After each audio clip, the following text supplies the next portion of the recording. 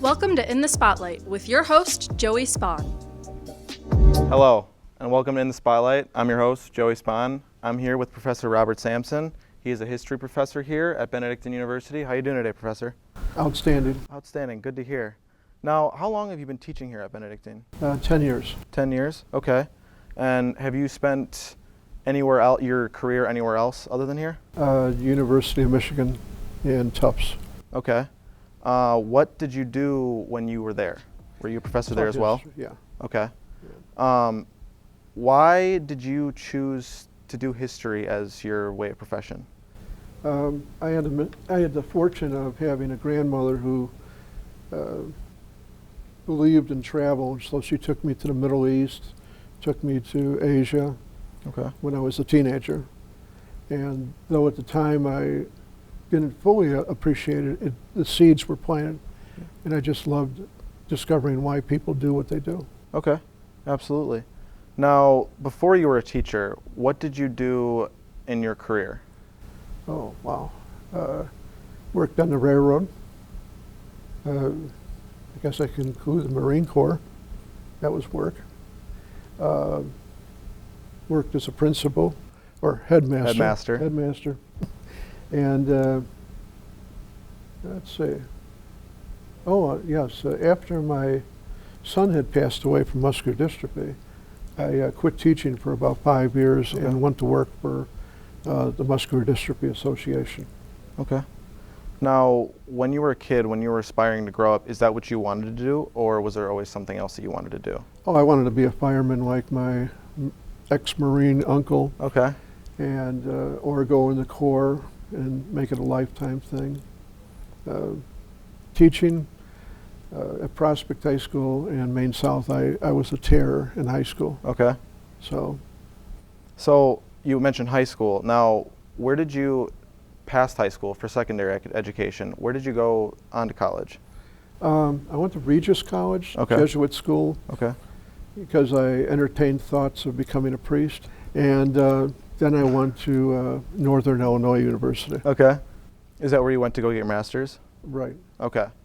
And so then on the topic of going into history and things like that, what do you find most fascinating about history? Oh my goodness. Well, everyone says history repeats itself, which is not exactly true. History is like a mirror, and if you study it enough, I have a master's in psychology, and so it's interesting to study the motivation of people and countries, why they do what they do.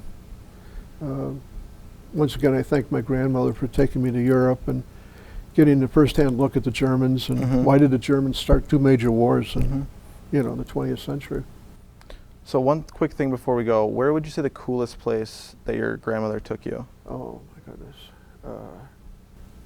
Well, Japan, I think, because the people were so outstanding. I mean, very polite.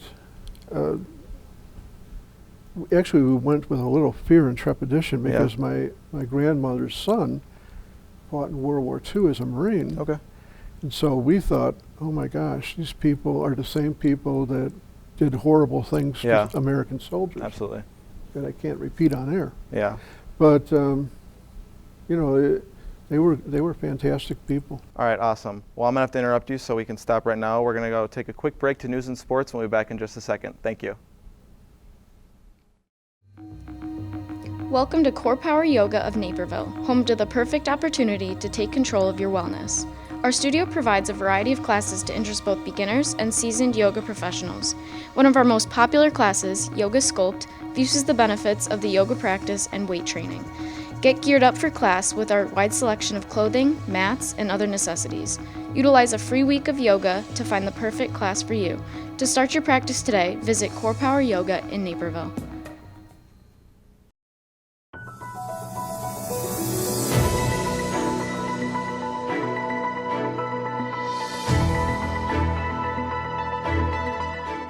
Welcome to Ben News. I'm Sajina Jacob. And I'm Zaakirah Mujid. Here are this month's top stories. Benedictine presented the Dorm of the Dead haunted house in Newsel Hall on Wednesday, October 23rd. Benedictine students enjoyed free admission on the first night. According to the advertisement, the haunted house offered 3 levels of sheer terror in a previously vacant dorm. The event attracted 325 students, faculty, and staff on the first night. Alistair spoke with Aaron Brockmeyer to find out what exactly made the Dorm of the Dead so special. So, Aaron, why was Dorm of the Dead held at Newsel Hall, in your opinion? I think Dorm of the Dead was held at Newsel Hall here at Benedictine because long ago I heard a rumor. I'm a transfer student here, but I heard a rumor that there's been a couple of deaths on campus. Maybe, this campus has been around for like hundreds of years, so the fact that there might be like a real ghost involved walking through the dorms or walking through the halls of the campus makes it like a little bit more spooky and adds to the haunted house aspect here at Benedictine. So which part of the haunted house exactly was your favorite? I'd have to say the overall experience. It's because when I went on Wednesday, I didn't notice how many of my peers were actually involved, so that kind of added to the spookiness experience and just made it a little more fun. Like knowing that some of the people behind the masks were people that you knew but couldn't know for sure because of the masks, so yeah. How would you say Dorm of the Dead compares with its competitors? Some of those competitors, I guess, would be like Statesville or some of those other well-known haunted houses, but I'd say this is a really good experience compared to those. I've never been to one of those haunted houses, but because of the price here at Benedictine at Dorm of the Dead, I was definitely like moved to go check it out. And I don't know, some of those places like Statesville are charging upwards of like $50 and all that, and at that point I'd feel like I'd rather just go to like Fright Fest or something. So I'd say Dorm of the Dead is like a good happy medium. This is Alistair with Eye of the Eagle. Thanks for tuning in. Have a great week. Keeping with the Halloween theme, Benedictine University is known to be one of the most haunted locations in the Chicagoland area. Ursula Bielski, a former Benedictine student, came to tell stories of instances where she encountered ghosts while she was a student at Benedictine. She also told stories of other people who encountered ghosts at BenU. Bielski's jobs includes giving bus tours around haunted areas of Chicago. Eye of the Eagle's Amber Saeed talked to DL Ocho Torrena about her thoughts on Benedictine's hauntings. Hi, my name is Amber, and I'm here from Eye of the Eagle with DL, and we are going to talk about the haunted stories that were told here at Benedictine University on Thursday night. So, DL, what did you think of the stories? Like, I don't know, just like, what did you think of them? It was great. Ursula is a very good storyteller. Goodwin Hall was very dark. You had the ominous music. You had the black and white photographs. So it really set the scene for what she was talking about. And a lot of her stories were by word of mouth, so of current and past students. And it was really interesting, and it was very scary. I had goosebumps like all over my arm. It was just like the entire time because it was just... the way that she was talking about it seemed very personal and very, I don't want to say realistic because, some people don't believe in ghosts, but it just felt very real in that moment. Yeah. I know that she talked about a lot of stories, but was there like one in specific that like stuck out to you a lot more than the others? Anything from Jaeger, because freshman year my best friend used to live in Jaeger, so whenever I would visit her I always felt like I was being watched, that something was like going to be behind my shoulder, and like the shadows, you'd try not to look in there and like look into it too much. And so whenever she was mentioning stories about Jaeger, I was just like, oh my god, I felt that same way. Thank you so much for talking to me today. You're welcome. Benedictine University's Jurikasuki Nature Museum hosted the 9th annual Creepy Critters Halloween Open House on Wednesday, October 23rd. This event was free and open to the public. Families came out to learn about the local wildlife, play games, and to trick-or-treat at the museum. Eye of the Eagle's Leslie Toran chats with student worker at the museum, Sajina Jacob. Hi, I'm Leslie Toran here at the Jurikasuki Museum, and I'm here with Sajina, a communications major, who is also a worker here. So, my first question is, how did you get involved here at the museum? Well, I started at the museum during my freshman year. I was a part of the Naturalist Club. So what the Naturalist Club does is they help the museum with a lot of events as well as raise money for wildlife shelters. And then during my sophomore year, I became a worker here. So I was a docent, so I sit at the front desk and greet customers and stuff. And today I'm helping with the Creepy Critters event. So what did it take for you guys to put together this Creepy Critters event? Well, this is about our 9th year hosting the event, so basically we just come in, we have a lot of props and stuff already, so we come in, decorate all the animals in costumes, put up some little Halloween decorations, get all the candy, put it around the museum, and then we just let people in. What is your favorite part about the event? My favorite part of the event is seeing all the little kids come out in costumes and have a really fun time just going around and learning about different animals. Another one of my favorite things is the live snake we have in the other room. Her name's Opie. We've had her come for a couple years now. Thank you. This is Leslie with Ben News. The Benedictine Eagles played their homecoming football game on Saturday, October 12th against the Rockford University Regents. Before the game began, Benedictine hosted a homecoming tailgate party to get the crowd ready to cheer on their boys. Ben News reporter Hannah Wagner talked to senior Bethany Teeter, a visitor from Dominican University, about her expectations for the game. Hi, I'm Hannah with Eye of the Eagle, and I'm here with Bethany. Say hi, Bethany. Hi. Hey. So, Bethany, this is the first time you've been to a football game? Yes, it is. For Benedictine, anyway. Right. Yeah. So how do you think the game today is going to go? I think they're going to do really well. Hopefully we win. Yeah, hopefully. And then, as you can see, we got a little tailgate going on here. What part of the tailgate are you most excited for? You know, the animals are really cool, the food, being with people, you know. And there's also free alcohol, too, just in case anybody didn't know. That's amazing. It's needed. Yeah. Well, do you have anything else you'd like to say about Benedictine or the game today or anything else? No, I think it'll be a great day. A little cold, but we'll do great. All right, thank you. Hannah also spoke with Sierra Duffy, a Benedictine senior, about the tailgate's various activities. Hi, I'm Hannah with Eye of the Eagle, and I'm here with Sierra. Say hi, Sierra. Hello. So we're at the Benedictine football tailgate today. Do you know who Benedictine's playing today? I believe we are playing Rockford. And how do you think we're going to do? I hope we win. Me too. And then here at the tailgate, what kind of things do you see around? There's an alumni tent and a blow-up house and booths for each college and lots of people. What are you most excited for today at the tailgate? Hanging out with everyone that came back. Nice. Me too. All right. Thank you, Sierra. And that's me with Eye of the Eagle. I'm Hannah. Programming Board hosted their annual homecoming dance on the evening of October 11th. The dance was held in the Ginkgo Room at the Morton Arboretum. Students enjoyed a 3-course meal and hours of dancing. Programming Board was in charge of hosting multiple Homecoming Week events leading up to the dance on Friday. The Executive Board has been preparing for the week since July of this year. Their tasks included finding a venue, selecting meals, booking a DJ, and promoting the homecoming dance on campus and social media. Eye of the Eagles' Maddie Ocean spoke with Claire Olenek, President of Programming Board, and Trisha Leary, Social Media Officer, regarding the preparation of the event. Hello, I'm Maddie Ocean. I'm here with Claire Olenek. Claire, what has your involvement been in planning this homecoming dance? Well, myself, as long as with the other exec board members, including Maddie, we have spent the last few months planning this event out, deciding like where we wanted to go, getting the tickets ready, and it's been a lot of work, but a lot of fun. So, yeah. And why did you choose Morton Arboretum? It is a beautiful venue. We were hoping it would be as nice and would be a little warmer outside for pictures, but it's still nice out.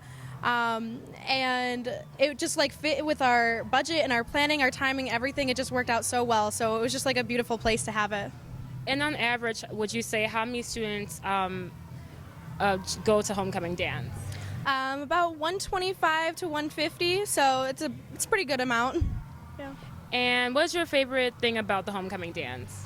The dancing. The food actually is really good too. I mean, I really enjoyed my dinner tonight. I don't know about you. And how many dances have you gone to in the past? Homecoming dances alone or just... Homecoming dance. Okay, 3 of them. So there's only one of them I didn't go to, but yes, I've had a lot of fun at all of them that I've gone to. Great, thank you, Claire. Trisha, what has your involvement been in planning the homecoming dance? Well, I'm a part of the programming board. I'm specifically in charge of the social media of the group. So that means managing the Instagram, Facebook pages, Snapchat, and Twitter. And what are the steps it takes to plan this event like this? Typically we start a couple months in advance, and we have to do, at least on my side of the programming board planning for the event, we have to do a lot of promotions and advertising. So that means kind of like grassroots advertising, passing out flyers to students, making sure that we have tabling, making sure that we're posting well in advance, and making sure that they have the links and things of that nature, making sure we get the word out. But prior to that, we have to pick a venue, pick a theme, manage budgets, and also just kind of in general what we want the ambiance to feel like and how we want the program to go. Great. Well, thank you. Again, this is Maddie Ocean at the Homecoming Dance. This year at Benedictine University, there were many renovations made. One of the newest of these was made in Scholl Hall. It was built for the political science, psychology, and sociology departments for students to have a relaxing environment to study or just to spend free time. Eye of the Eagle's Amber Saeed spoke to Ramya Sarabi, a senior here, about her thoughts on the renovations. Hi, my name is Amber. I'm here from Eye of the Eagle with Ramsha, and today we are going to talk about the new room that was built in Scholl. So, hi, how are you? I'm doing good, Amber. How are you today? I'm doing great. And so as you can see, we're already in the room. Very nice. Yes. So I was going to ask you, what are your thoughts about the room, like first impressions? Yeah, I mean, I was definitely very excited that this room was being renovated just because a lot of the older buildings that are a part of Benedictine campus have been up for renovation, and they have been renovating slowly but surely. So I was very glad and very excited to see that this room was being renovated, and very happy with the result too. Yeah. Definitely. And then, so I don't know if you know this, but Benedictine is in a bit of a debt right now. Yeah. So what are your thoughts about that correlating with renovating? So with the thoughts on renovating and also with sort of the debt crisis that they're facing, I definitely am concerned about the university staying afloat because of the renovations that they might have been taking place. But ultimately, the students' concerns comes first. But with that comes allocating the resources effectively for the school and administration. So going off of that, how do you think this room would benefit students? So because this is such a small university and because it is a small campus, there are very limited areas in the campus for us to study in and for us to get a quiet, nice environment for students to study in. So definitely this offers students and individuals the ability to have that space where they can hold conferences, hold meetings, but then also offers that silent study area as well. Definitely a great addition. Thank you so much for talking to me. Of course, Amber. All right, thank you. Have a great day. The women's soccer team overpowered Wisconsin Lutheran 4-0 on Sunday, October 13th, after a devastating loss in double overtime the previous day. Tallying 19 shots, the team was hungry for a win. Now holding a conference record of 3-2 and 1 tie, the Eagles refused to take advantage of their opportunities for success. Eye of the Eagles' Maddie Smith spoke with Stephanie Nichols, a junior forward for the team, about redeeming themselves with a win and taking control of their gameplay. Hi, my name is Maddie Smith with Eye of the Eagle, and I'm here with Stephanie Nichols, a junior forward for the women's soccer team after their conference win against Wisconsin Lutheran. So my first question for you is, how is it being able to play again tonight after a really tough loss last night in double overtime against Edgewood? It felt pretty good to play today. We were not happy with our loss yesterday, so we came out with a fire today and knew that we had to get the win. Yeah, really important. So the temperatures obviously dropped this weekend. So how is it having to play in the cold after having really nice weather for most of your season? It really stinks playing in the cold. We just really do have to focus on warming up and just taking care of the little things before the games to avoid injury and just keep our bodies warm so we can play to the best of our abilities. Cassidy Henson has been a 4-year starting goalie for the team. What is it like being able to have that consistency and a player you can rely on in all your 3 years? It's awesome having Cass in the back. She really is the heart of our defense, and even when a ball does get through, like, we all trust her that she'll make that save, and she's just a huge part of our team, and we're going to miss her a whole bunch. Your conference record now stands at 3-2 and 1 tie. How does it feel to finally come out on top after 2 conference losses and 1 tie in just 1 week? It feels great. Our schedule this year is super crazy, so being able to play the back-to-back games is really hard on our bodies, but we're getting through it, so coming out on top obviously feels good, and we want to keep fighting so that we can make top 4 this year. Okay, my final question for you is, what are the team's goals for the rest of the season? Our biggest goal right now is obviously to just keep improving as a team, obviously make top 4 and go into the NAC, but overall just play better as a team and make it there. Awesome. Thank you so much for talking with me tonight. This is Maddie Smith with Eye of the Eagle. The women's volleyball team kicked off homecoming weekend with a loss against undefeated Wisconsin Lutheran on Friday, October 11th. After a strong start to their season, the Eagles struggle with maintaining consistency in their play. With only 3 weeks left of regular season play, the team looks to secure a spot in the NACC Conference Tournament. Eye of the Eagles' Maddie Smith spoke with Delaney Soto, a senior defensive specialist for the Eagles, about the match and recovering from a loss at this point in the season. My name is Maddie Smith with Eye of the Eagle, and I'm here with Delaney Soto, a senior defensive specialist for the women's volleyball team. So after your loss tonight, you guys are at 13-5 overall and 3-2 in the NAC. So after a loss, how do you recover as a team, and what goes through your head after a loss? I think as a team, we need to recover. And one, we need to work harder and we need to stay consistent throughout our play. And we don't really have much time. We play tomorrow at 10, so we kind of got to get into that fast. A quick recovery. Yeah. So you led the team serving a 6-point streak. What goes through your head when you're serving, and how do you focus in and make sure you don't miss them? I focus in by kind of thinking about my team, and we were down at the time, so I really just wanted to win, and I wanted to bring energy back up to my team. So I really just tried to focus so hard. It really helped. You guys secured the second set. Perfect. Yeah. So the team lost a pretty substantial group of seniors last year. What's it like filling the role with the other 2 seniors? I think that the seniors last year were really big leaders on our team, so it was super hard going into my senior year, but I think we've all been doing a really good job of coping and kind of filling in the positions, just being 3 of us, but I think it's pretty good. That's awesome. My final question is, what are your hopes for the rest of the season? My hopes for the rest of the season are obviously to go to the NAC tournament and go far, and then just build with my team throughout that. Awesome. Thanks for talking with me tonight. This is Maddie Smith with Eye of the Eagle. That's the news for November. I'm Sajina Jacob. And I'm Zaakirah Mujid. Join us next month for more news and sports. Welcome to Arete Event Staffing, a company created to give you a chance to find work and to build meaningful connections. Arete is a business that offers positions for special events throughout the Chicagoland area. Now is your chance to work at some of the most iconic venues in Illinois, like Wrigley Field, Hollywood Casino Amphitheater, and Arlington Racetrack. If you're looking for a job to boost your resume and increase your social network, then Arete is the place for you. Arete Event Staffing. To be the best you can be. Apply now. Welcome back to In the Spotlight with your host, Joey Spahn. Welcome back to In the Spotlight. I'm Joey Spahn. So, Professor, I wanted to go over a little bit of your military experience. Tell me, what was your military experience like? Hair raising. I mean, no pun intended. Yeah. But you always think that combat is just, they're going to be the ones that get hurt, not you. And when you see people next to you dying, I went into that war not being a very religious person, and I came out of it being extremely, well, that's why I studied to be a Jesuit priest. Yeah.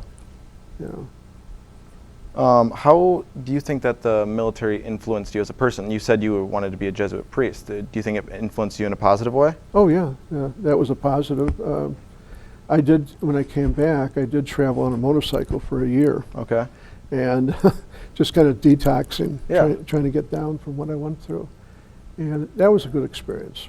But, it's one of those things where you don't wish it on anyone. Yeah. Absolutely. And I can't imagine myself, because I haven't had to go through something like that. But for you, I mean, you were forced into it. And you mentioned before that your family, generations beyond, have all been in the war. Yeah, I enlisted. I wasn't forced. Oh, really? Okay. Yeah, I was in the 6th Marine Division, which was all volunteers. Okay. So there was something different about volunteer soldiers. How far back does your family history go with being in the war? The Revolutionary War. Okay. Now, there was some evidence we fought in the French and Indian War 10 years before. But okay. And that kind of gives you a love for history, too. You start realizing your family has this heritage. And, so it wasn't pressure, it was more of fulfilling your destiny. Okay. So going off of things like that, so in today's society, is there anything that you particularly enjoy or particularly don't enjoy about today's government and or society? Well, I think our government's become too hedonistic. One thing the Marines always taught was service. You looked out for your other fellow man, and I think we've lost that. We're more into comfort than character building. And I still remember a sergeant trying to get me to understand that concept when I was 18. And he told me, he said, Samson, the Corps and God are into character building, not your comfort. And that stuck with me. Okay. That's well spoken. And I can go with you that I believe that same way. So going off with that, do you believe that people from today can learn valuable lessons from this? Oh yeah. Oh yeah. I haven't given up on Americans. No? No. I mean, I'm a little politically incorrect, as my comment about women before showed. But I always tell my students that start acting too hedonistic, I said, don't worry, a war's coming. I do remember you saying that in class a couple times. Yeah. Is there any particular reason why you think that? Character building. Okay. People, their character doesn't come out unless there's adversity. I've had to bury 2 of my children with muscular dystrophy. I had a choice of being bitter about it or being a person who sought to serve. Absolutely. And I did the latter. Well, that's awesome. Well, I want to thank you very much for the time you've given me. This is a really fun interview, and I had a good time. This has been In the Spotlight, and this is Joey Spahn. Thank you.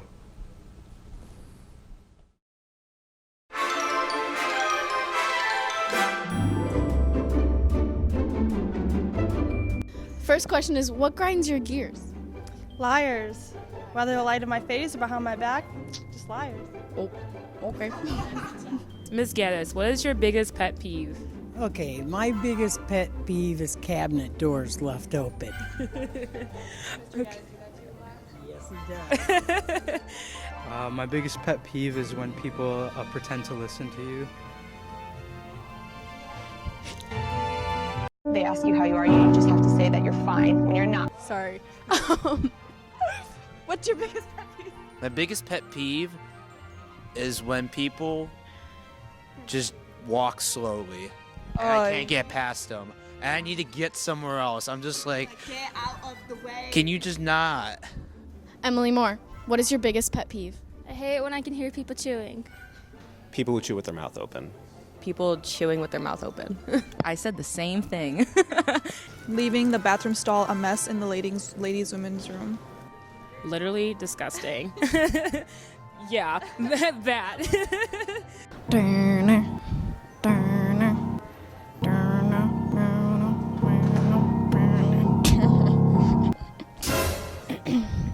Sneak attack. Hello, one quick question. What's your biggest pet peeve? Mismatching designer like Nike and Adidas. That's a great answer. What is your biggest pet peeve? When my husband says he doesn't hear me, and I know he does. That's a good one. Eye of the Eagle's Leslie Torrance chats with student worker at the museum, Sajina Jacob. I don't know why I did that. Leslie Torran. Okay. I should just... With only 3 weeks left of the regular season play. What? Yeah, sorry. And taking control of their gameplay. Well, that was fast. Okay. Never mind. We should go back to the normal speed. I don't know. Science, psychology, and sociology departments.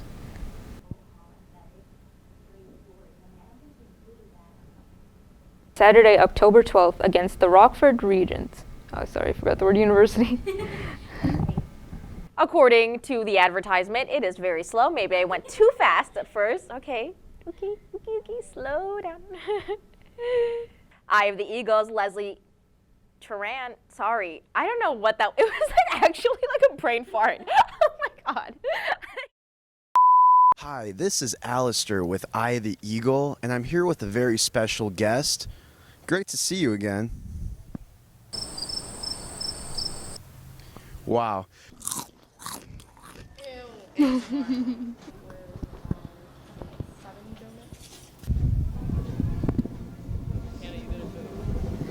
Okay, now go back a little bit that way. I said Hannah didn't move, now you're good. Oh.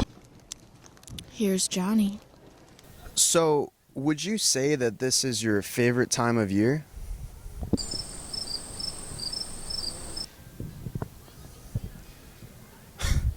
Wow. In a... She mentioned a lot of stories that were... Can I do that again? Dun dun dun dun dun dun dun dun. Sorry, I won't look at you. Look me in the eyes. You always do that. This is Eye of the Eagle with Alistair. Do you think there's anything in particular that would cause that to... I keep doing that. And I'm here asking the question of the month.